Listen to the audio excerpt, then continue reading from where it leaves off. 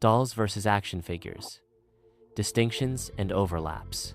Historical evolution of dolls and action figures, origins and early history. Dolls are among the oldest known toys, with small human figurines used as playthings for thousands of years. Archaeologists have found prehistoric figurines, e.g., Venus sculptures from the Paleolithic era, that could be considered early dolls. In ancient civilizations like Egypt, Greece, and Rome, children, especially girls, played with dolls, often to act out caregiving or adult roles, using simple wooden or clay figures with movable limbs. These early dolls were not strongly gender-coded. They were simply child playthings in human form. 20th century shift. Gendered marketing. By the mid-20th century, the concept of the doll had become heavily associated with girls in Western cultures. A pivotal moment came with the debut of Barbie in 1959. Barbie, an 11.5-inch fashion doll by Mattel, became a runaway success with girls, sparking a new market for dolls with extensive accessories and aspirational lifestyles. Barbie defined the doll as a feminine toy, pink and fashion-oriented.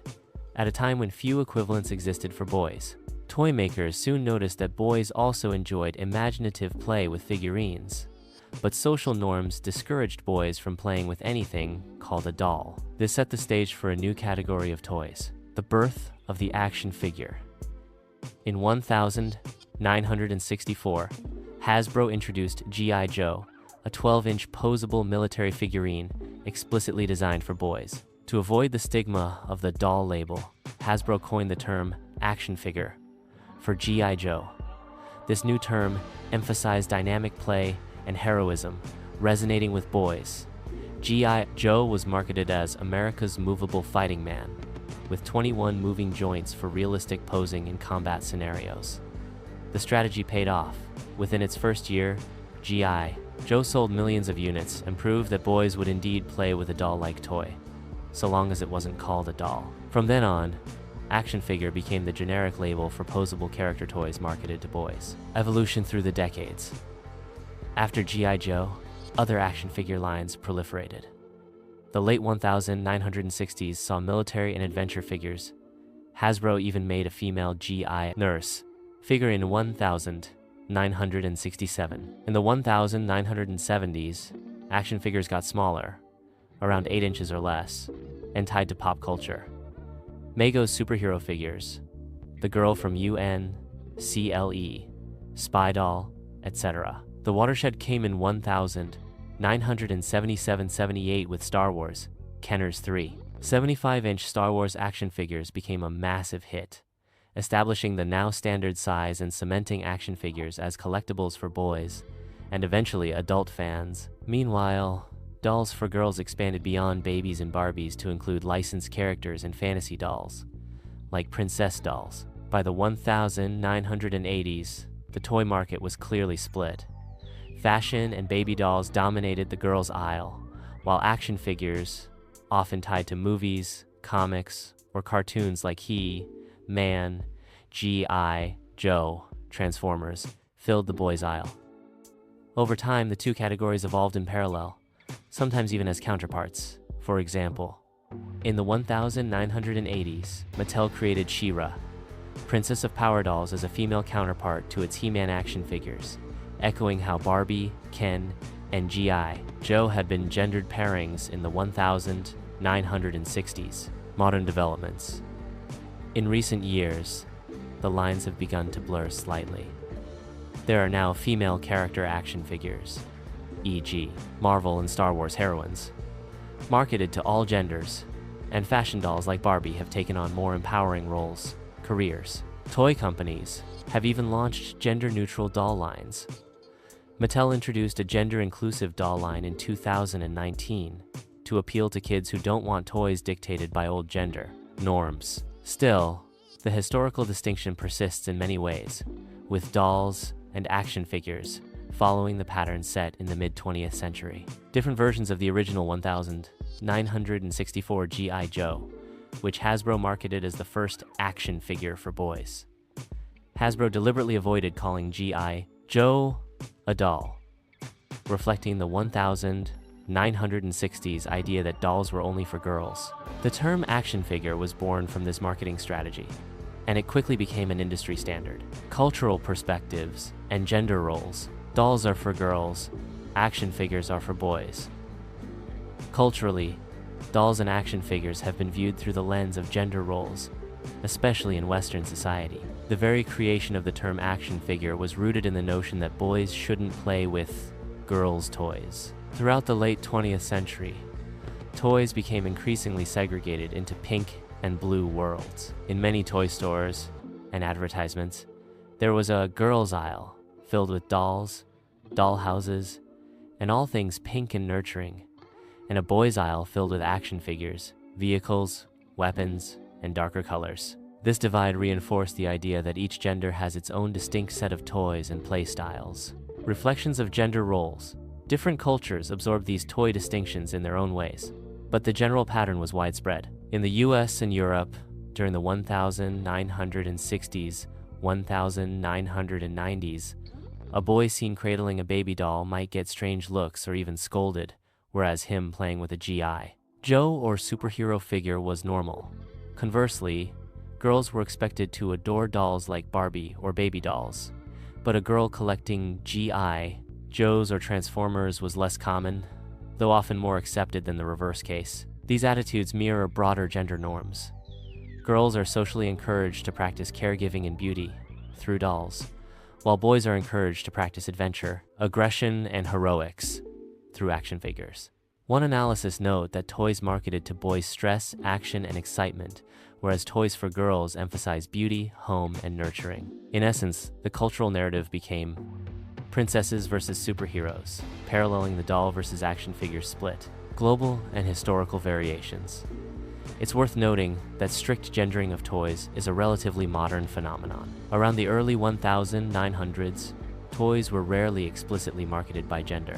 It was only by mid-century that companies realized doubling sales was possible by coding toys as for girls or for boys, and encouraging families to buy separate products for each. Some countries and communities have pushed back against these norms. For example, in the 1970s, unisex clothing and toys were briefly in vogue.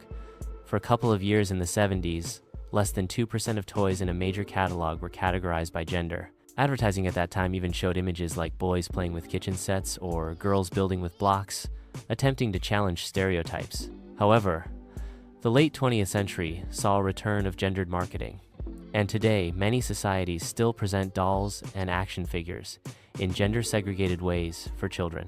That said, there are subcultures and contexts that blur these lines. In Japan, for instance, collectible figurines, which might be seen as akin to action figures, are popular among adult collectors of all genders, and terms like figure or doll might be used differently.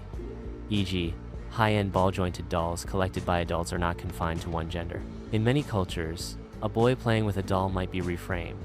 Perhaps the doll is called an action figure or a model to make it culturally acceptable. Likewise, girls who play with action hero toys are often praised for branching out tomboy play, reflecting a slightly more permissive attitude toward girls adopting boys' interests than vice versa.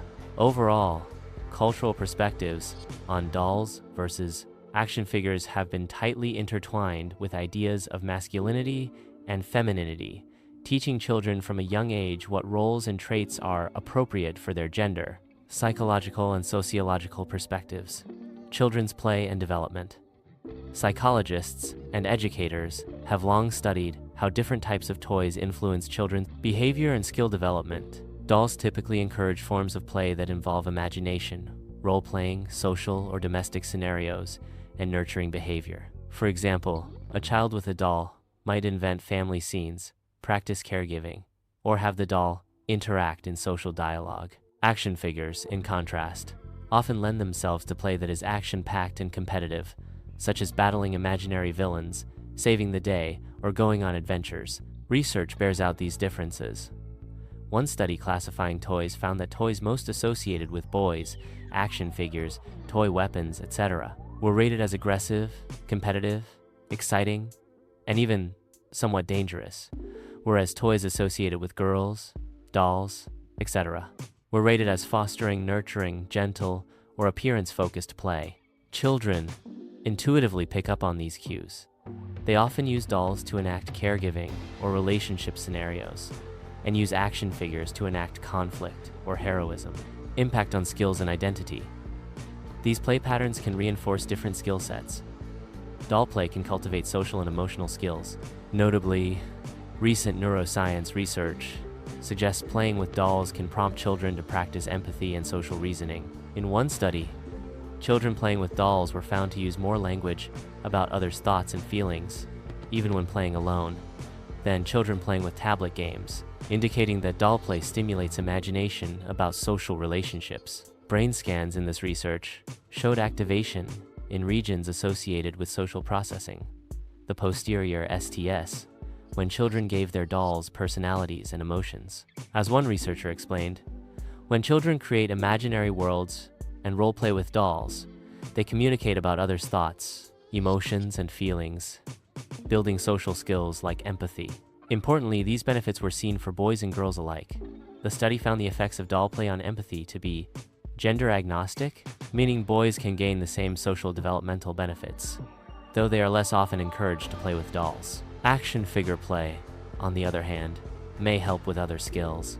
Action-oriented toys often involve problem-solving in make-believe scenarios, defeating a monster, navigating a mission, and can encourage spatial skills and even narrative thinking, creating stories of conflict and resolution. However, heavily stereotyped male toys can also reinforce aggression and limit emotional expression. Developmental experts have noted that strongly gender-typed toys vary for boys or for girls are less supportive of optimal development than more neutral toys. The reason is that overly gendered toys channel kids into narrow play patterns. For instance, a hyper-masculine action figure with lots of weapons might encourage aggression, but not nurturing or creativity, whereas a neutral toy, like plain building blocks or a gender-neutral doll, leaves room for a wider range of play behaviors. In fact, a research review found that the toys rated as the most educational or skill-building were typically classified as neutral or only moderately gender-typed. Children, regardless of gender, develop more fully when they engage in diverse types of play: active, imaginative, nurturing, constructive, etc., rather than being limited to one gender's stereotypes. Role of naming and labels. Studies in child psychology show that how we label a toy can significantly influence children's interest and behavior. Young children are very aware of gender labels. By age 3 or 4, most know certain toys are meant for girls or for boys, and they often gravitate towards the toys labeled for their own gender. May the rest of your life be the best of your life. Or on Z.